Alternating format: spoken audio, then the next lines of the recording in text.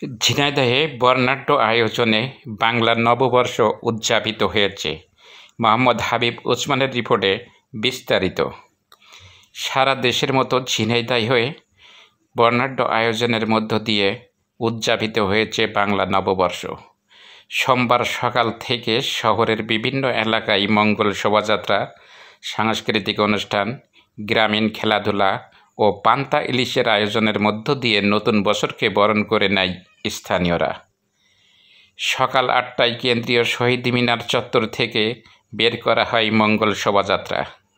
নানা রঙের ব্যানার, মুখোশ, ঢাকঢোল ও ঐতিহ্যবাহী নানা প্রতীক নিয়ে হাজারো মানুষ অংশ নেয় এই শোভাযাত্রায়।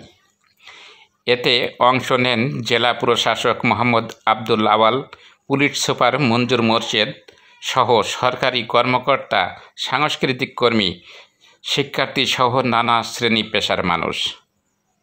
শোভাযাত্রা শেষে পুরাতন ডিসি কোর্ট মুক্ত মঞ্চে স্থানীয় শিল্পীদের পরিবেশনায় অনুষ্ঠিত হয় মনোজ্ঞ সাংস্কৃতিক অনুষ্ঠান। এতে লোকগান, নৃত্য, আবৃত্তি ও নাট্য পরিবেশনার মাধ্যমে বাংলার লোক সংস্কৃতিকে তুলে ধরা হয়।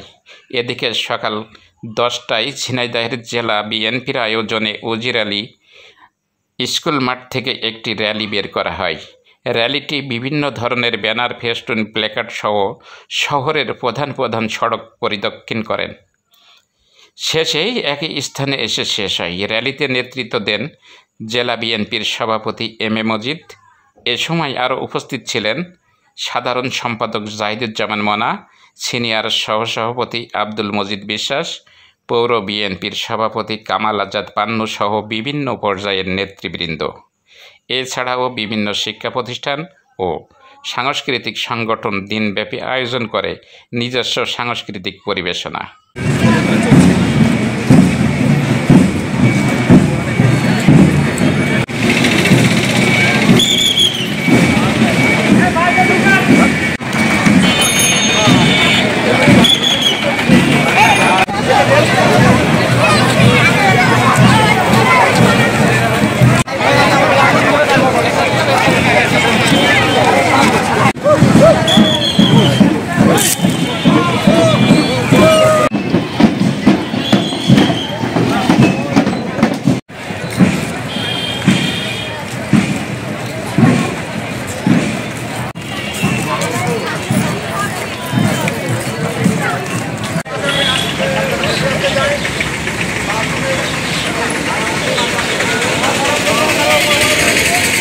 idea.